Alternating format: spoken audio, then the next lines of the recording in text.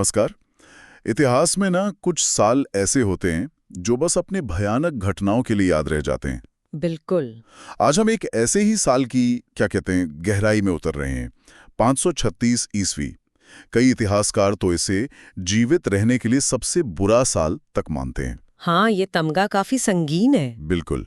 और देखिए, हमारे पास एक लेख है जो इसी दावे के पीछे छिपे कारणों की पड़ताल करता है। अच्छा। तो आज का हमारा मकसद है, मतलब उस लेख में जो सबूत दिए गए हैं, जो विश्लेषण है, उसके आधार पर यह समझना कि भाई आखिर क्यों 536 ईस्वी को इतना इतना विनाशकारी माना जाता है। हाँ, ये जानना दिलचस्प होगा। जरा सोचिए, एक ऐसी दुनिया जहां सूरज, वो भी लगभग 1.5 साल तक, अपनी चमक खो दे, दिन में भी शाम जैसा धुंधुलका सा छाया रहे। बाप रे, ये तो किसी डरावनी कहानी जैसा लगता है ना? लेकिन 536 ईस्वी में असल में कुछ ऐसा ही हुआ था। तो चलिए आज इस रहस्यमयी और भयावह साल की कहानी को परत दर परत खोलते हैं। जरूर। तो शुरुआत करते हैं कि आखिर हुआ क्या था। मतलब वो अजीब घटना क्या थी जिसने सबको चौंका दिया। 536 ईस्वी में आसमान में कुछ बहुत ही अजीब हुआ। हाँ, उस समय के जो लेखक थे उनके अनुसार सूरज ने अपनी चमक खो दी थी। एकदम फीका नीला सा दिखता था, जैसे उस पर कोई पर्दा डाल दिया हो। फीका नीला सा। और कहते हैं दिन के उजाले में भी इतनी रोशनी नहीं थी कि जमीन पर चीजों की परछाई बन सके। सोचिए, और ये कोई 1-2 दिन की बात नहीं थी। ये भयानक धुंधलका, ये तो लगभग 12 से 18 महीनों तक बना रहा। 18 महीने? बाप रे। बिल्कुल। और देखिए, उस समय के एक बहुत जाने माने इतिहासकार थे, बाइजेंटीन इतिहासकार प्रोकोपियस। हाँ, उनका नाम सुना है। उन्होंने इसका जिक्र अपने लेखन में किया है, साफ लिखा है। और इस वर्ष एक बहुत ही भयानक शगुन हुआ, क्योंकि सूरज ने अपनी रोशनी बिना चमक के दी, चंद्रमा की तरह पूरे साल भर। चंद्रमा की तरह पूरे साल भर। कल्पना कीजिए, रोज सुबह उठना और सूरज को इस तरह देखना जैसे वो बुझ रहा हो। कितना डरावना रहा होगा ये नजारा। यकीनन। और प्रोकोपियस अकेले नहीं थे जिन्होंने इसे दर्ज किया। सीरियाई बिशप और इतिहासकार थे, माइकल द सीरियन। अच्छा। उन्होंने भी लिखा। हाँ, उन्होंने भी लिखा कि सूरज की रोशनी कमजोर थी और ये घटना महीनों तक चली। उन्होंने ये भी जिक्र किया कि लोग बुरी तरह डरे हुए थे। डर तो स्वाभाविक है ऐसी हालत में। उन्हें लग रहा था कि शायद दुनिया खत्म होने वाली है या ये ईश्वर का कोई प्रकोप है। देखिए, आज हमारे पास विज्ञान है ये समझने के लिए कि ऐसा क्यों हुआ होगा, लेकिन उस समय के लोगों के लिए, उनके लिए तो ये पूरी तरह से समझ से परे और भयानक था। सूरज, जिसे वो जीवन का स्रोत मानते थे, वही अजीब व्यवहार कर रहा था। इसका मनोवैज्ञानिक असर भी बहुत गहरा पड़ा होगा। सही कहा। और ये डर सिर्फ आसमान तक ही सीमित नहीं रहा होगा, है ना? इसका असर तो जमीन पर भी दिखने लगा होगा। बिल्कुल। असर बहुत तेजी से और भयानक रूप से जमीन पर महसूस किया गया। जैसे कि आयरलैंड के ऐतिहासिक दस्तावेज हैं, आयरिश एनल्स जिन्हें कहते हैं। हाँ, आयरिश एनल्स। उनमें 536 से 539 ईस्वी के बीच बार बार रोटी की विफलता यानी फेलियर ऑफ ब्रेड का जिक्र मिलता है। रोटी की विफलता मतलब फसलें बर्बाद हो गई? सीधा मतलब यही है।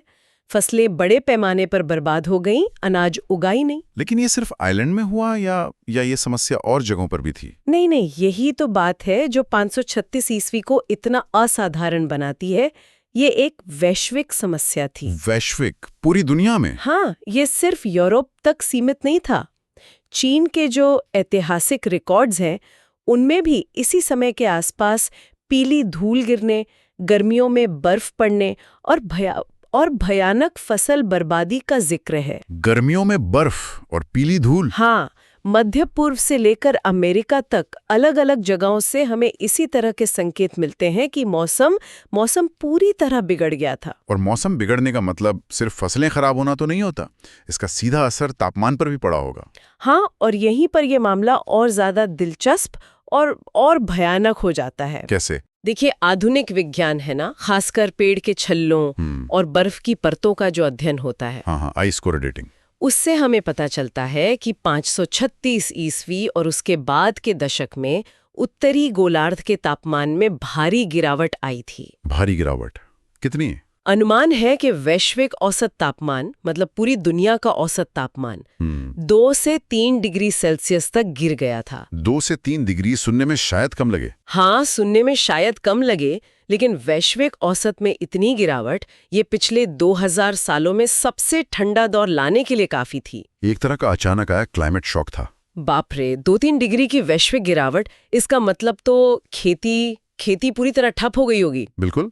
आप सोचिए ना, खेती के लिए मौसम का एक अनुमान होना जरूरी होता है, एक तय पैटर्न होता है। हाँ, कब बोना है, कब काटना है। वही जब तापमान अचानक इतना गिर जाए, बढ़ने का मौसम छोटा हो जाए, कभी भी पाला पड़ जाए, तो फसलें कैसे उगेंगी? नतीजा ये हुआ कि यूरोप, एशिया, मध्य पूर्व लगभग हर जगह भयानक अकाल पड़ गया। भयानक अकाल। लोग भूख से मरने लगे। उस समाज की हालत सोचिए जहां खाने के लाले पड़ जाएं। सामाजिक व्यवस्था चरमराने लगती है, लोग एक जगह से दूसरी जगह भागने लगते हैं। कई जगहों पर तो शायद 1/3 या उससे भी ज्यादा आबादी खत्म हो गई होगी। 1/3 आबादी, और जब इतनी बड़ी आबादी भूख और कुपोषण का शिकार हो तो फिर बीमारियां फैलने का खतरा भी बढ़ जाता होगा। आपने बिल्कुल सही पकड़ा। ये घटनाओं की एक दुखद श्रृंखला थी, एक के बाद एक। 536 ईस्वी का वो भयानक साल और उसके बाद का अकाल, इसने लोगों को शारीरिक रूप से बेहद कमजोर कर दिया था। उनकी जो रोग प्रतिरोधक क्षमता होती है, इम्यूनिटी, वो बहुत घट गई थी। और फिर कुछ ही सालों बाद 541 ईस्वी में इतिहास की सबसे खतरनाक महामारियों में से एक ने दस्तक दी, जस्टिनियन प्लेग। हाँ, इसका नाम तो सुना है। क्या ये 536 की घटनाओं से जुड़ा था? देखिए, सीधा संबंध साबित करना तो मुश्किल है, लेकिन जो परिस्थिति जन्य साक्ष्य हैं वो बहुत मजबूत है। अच्छा। जस्टिनियन प्लेग, जो शायद बुबोनिक प्लेग का ही एक रूप था, वो रोमन साम्राज्य में फैला, मतलब पूर्वी भाग, बाइजेंटाइन साम्राज्य में। और देखते ही देखते इसने लाखों लोगों की जान ले ली। लाखों? हाँ, कुछ अनुमान तो कहते हैं कि इसने साम्राज्य की आधी आबादी तक को खत्म कर दिया। आधी आबादी? ये प्लेग शायद पहले भी कहीं मौजूद रहा होगा, कौन जाने, लेकिन 536 के बाद जो भुखमरी फैली, जो कमजोरी आई, उसने इसके लिए एक आदर्श जमीन तैयार कर दी। कमजोर शरीर बीमारियों का आसानी से शिकार बन जाते हैं। बिल्कुल। तो एक तरह से कह सकते हैं कि 536 के जलवायु संकट ने अनजाने में ही इस भयानक प्लेग के लिए दरवाजा खोल दिया था। और ये इतिहास की सबसे घातक महामारियों में से एक थी, जिसने ना सिर्फ लाखों जानें लीं, बल्कि बाइजेंटाइन साम्राज्य को इतना कमजोर कर दिया कि उसका असर सदियों तक महसूस किया गया। तो ये सब हुआ, मतलब सूरज का धुंधलाना, तापमान गिरना, फिर भयानक अकाल और उसके बाद ये प्लेग। लेकिन सवाल ये है कि आखिर 536 ईस्वी में ऐसा हुआ क्या था जिसने सूरज को ही ढक दिया? क्या कारण था इसके पीछे? हाँ, ये सवाल इतिहासकारों और वैज्ञानिकों को लंबे समय तक उलझाए रखा कि आखिर ऐसा हुआ क्यों। लेकिन पिछले कुछ दशकों में खासकर आइस कोर विश्लेषण और जो क्लाइमेट मॉडलिंग हुई है, उससे हमें इसका जवाब मिला है। और जवाब है एक या शायद एक के बाद एक हुए कई बड़े ज्वालामुखी विस्फोट। ज्वालामुखी विस्फोट? क्या एक ज्वालामुखी इतना शक्तिशाली हो सकता है कि पूरी दुनिया पर असर डाल दे? हाँ, बिल्कुल। लेकिन ये कोई साधारण ज्वालामुखी विस्फोट नहीं था। वैज्ञानिकों का मानना है कि 536 ईस्वी के आसपास संभवतः आइसलैंड या उत्तरी अमेरिका में एक बहुत ही विशाल ज्वालामुखी फटा। विशाल विस्फोट? इस तरह के विस्फोटों से भारी मात्रा में राख, धूल और सबसे जरूरी सल्फर डाइऑक्साइड गैस, वो वायुमंडल की बहुत ऊपरी परत, जिसे समताप मंडल या स्ट्रेटोस्फेयर कहते हैं। स्ट्रेटोस्फेयर, हाँ, ये सामान्य बादलों से भी बहुत ऊपर होता है ना? हाँ, करीब 10 से 50 किलोमीटर की ऊंचाई पर। तो जब सल्फर डाइऑक्साइड इतनी ऊंचाई पर पहुंचता है तो वो पानी के साथ मिलके सल्फ्यूरिक एसिड के छोटे छोटे कण बना लेता है। एरोसॉल कहते हैं इनको। सल्फ्यूरिक एसिड के कण? हाँ, ये कण इतने हल्के होते हैं कि वो महीनों या सालों तक उसी समताप मंडल में तैरते रहते हैं। और ये कण क्या करते हैं? ये सूरज की रोशनी को वापस अंतरिक्ष में भेज देते हैं, रिफ्लेक्ट कर देते हैं। अच्छा। उसे धरती तक पहुंचने से रोकते हैं। बिल्कुल। इसी वजह से सूरज धुंधला दिखाई देता है और धरती का तापमान गिर जाता है। और वैज्ञानिकों का मानना है कि 536 ईस्वी में ठीक यही हुआ था। तो क्या वैज्ञानिकों के पास इसका कोई ठोस सबूत है, जैसे कि ये पता हो कि कौन सा ज्वालामुखी फटा था? देखिए, सटीक ज्वालामुखी का पता लगाना अभी भी थोड़ा मुश्किल है। कुछ संभावित उम्मीदवार हैं आइसलैंड और उत्तरी अमेरिका में, लेकिन हमारे पास बहुत मजबूत अप्रत्यक्ष सबूत हैं। जैसे मैंने पहले जिक्र किया, ग्रीनलैंड और अंटार्कटिका की बर्फ की परतें हैं आइस कोर। वैज्ञानिक उनमें हर साल जमी बर्फ की परत का अध्ययन कर सकते हैं। हाँ, वो टाइम कैप्सूल की तरह होती हैं। बिल्कुल। तो इन आइस कोर में ठीक 536 ईस्वी के आसपास की परतों में सल्फेट की बहुत ज्यादा मात्रा मिली है, और ये सल्फेट सीधे तौर पर बड़े ज्वालामुखी विस्फोटों का रासायनिक हस्ताक्षर होते हैं, केमिकल सिग्नेचर। ओह, तो ये पक्का सबूत है कि कोई बड़ा विस्फोट हुआ था। हाँ। और बात यहीं खत्म नहीं होती। आइस कोर के विश्लेषण से एक और दिलचस्प बात सामने आई है। वो क्या? ऐसा लगता है कि 536 ईस्वी के विस्फोट के कुछ ही साल बाद लगभग 540 ईस्वी में एक और बड़ा ज्वालामुखी विस्फोट हुआ था। क्या? एक और? मतलब एक के बाद एक दो बड़े झटके? बिल्कुल। इसे वैज्ञानिक कभी-कभी डबल हिट या वोल्केनिक डबल इवेंट कहते हैं। सोचिए, 536 के विस्फोट ने दुनिया को पहले ही ठंडक और अकाल की ओर धकेल दिया था। हाँ। और फिर 540 के दूसरे विस्फोट ने इस स्थिति को और ज्यादा बिगाड़ दिया और शायद ठंडक के दौर को और लंबा खींच दिया। दो बड़े विस्फोटों का असर मिलकर कहीं ज्यादा विनाशकारी साबित हुआ। तो ये सिर्फ एक बुरा साल नहीं था, बल्कि ये एक बुरे दौर की, एक भयानक दौर की शुरुआत थी। एकदम सही। ये घटना कोई अकेली घटना नहीं थी। इसने एक लंबे ठंडे दौर की शुरुआत की, जिसे इतिहासकार और जलवायु वैज्ञानिक अब late antique little ice age कहते हैं, शॉर्ट में LALIA. Late antique little ice age, LALIA? ये कब तक चला? ये दौर लगभग 536 ईस्वी से शुरू होकर माना जाता है कि 660 ईस्वी तक चला। 660 तक, यानी एक सदी से भी ज्यादा समय। हाँ, एक सदी से भी ज्यादा समय तक उत्तरी गोलार्ध में मौसम ठंडा, अस्थिर और खेती के लिए मुश्किल बना रहा। एक सदी, इसका तो मतलब है कि इसने उस समय की दुनिया पर, उस पर बहुत गहरा असर डाला होगा। बहुत गहरा। अगर हम इसे थोड़ी बड़ी तस्वीर में देखें तो 536 ईस्वी और उसके बाद शुरू हुए लालिया ने इतिहास की दिशा बदलने में एक अहम भूमिका निभाई। कैसे? मतलब क्या बदला? देखिए, अकाल और प्लेग ने रोमन साम्राज्य को, खासकर पूर्वी भाग को, बहुत कमजोर कर दिया। यूरोप में कई जगहों पर आबादी कम हुई, बस्तियां उजड़ गईं। कुछ इतिहासकारों का तो ये भी मानना है कि इसी दौर में हुए जलवायु परिवर्तन और सामाजिक उथल-पुथल ने यूरोप में बड़े पैमाने पर लोगों के विस्थापन को, माइग्रेशन को बढ़ावा दिया। जैसे स्लाव लोगों का पूर्वी यूरोप में फैलना। अच्छा, लोगों को जगह छोड़नी पड़ी। हाँ, शायद इसने एंग्लो सैक्सन के ब्रिटेन में विस्तार में भी भूमिका निभाई हो।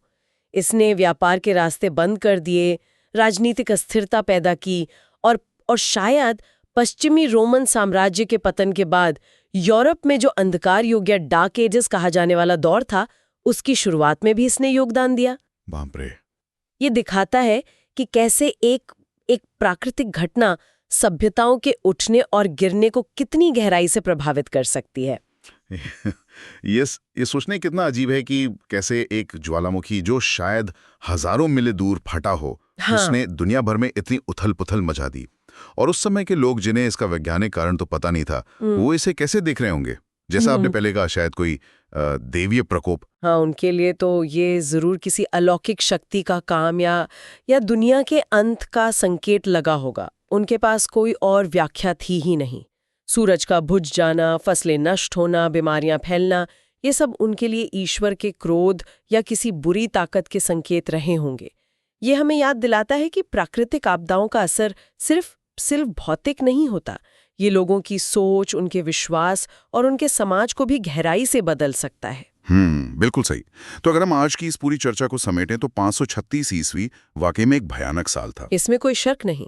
इसकी शुरुआत हुई एक बड़े ज्वालामुखी विस्फोट से, जिसने आसमान को धुंधला कर दिया, जिसके कारण पूरी दुनिया में तापमान गिरा, जिससे दुनिया भर में फसलें बर्बाद हुईं और भयानक अकाल पड़ा।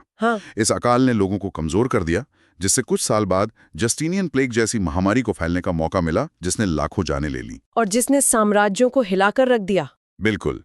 और ये सब मिलकर late antique little ice age नाम के एक लंबे ठंडे दौर की शुरुआत थी, जिसने इतिहास को एक नया मोड़ दिया। इन सभी कारणों से 536 ईस्वी को इतिहास के सबसे बुरे सालों में से एक माना जाता है। बिल्कुल। और ये घटना हमें सोचने पर मजबूर करती है ना? हाँ, किस तरह से? कि उस समय के समाज बिना आधुनिक तकनीक और वैज्ञानिक समझ के ऐसी अप्रत्याशित और विनाशकारी जलवायु घटनाओं का सामना करने में कितने कितने असहाय थे। लेकिन ये सवाल आज भी उतना ही जरूरी है। आज कैसे? आज हमारे पास इतनी उन्नत तकनीक है, इतना ज्ञान है, लेकिन क्या हम वास्तव में इसी तरह की किसी वैश्विक आपदा के लिए, चाहे वो कोई और बड़ा ज्वालामुखी विस्फोट हो या कोई और जलवायु परिवर्तन से जुड़ा संकट, क्या हम उसके लिए पूरी तरह तैयार हैं? ये तो सोचने वाली बात है। हाँ, ये इतिहास हमें याद दिलाता है कि हमारी सभ्यताएं प्रकृति की शक्तियों के सामने कितनी कितनी नाजुक हो सकती हैं। या ये सोचना भी कितना दिलचस्प है कि कैसे एक प्राकृतिक घटना, जिसे उस समय लोग शायद दैवीय प्रकोप समझ रहे थे, दुनिया भर में सभ्यताओं के पतन और बदलाव में इतनी बड़ी भूमिका निभा गई। सही कहा, यह हमें इतिहास को सिर्फ राजाओं और लड़ाइयों के नजरिए से नहीं, बल्कि पर्यावरण और जलवायु के नजरिए से भी देखने की प्रेरणा देता है। बिल्कुल।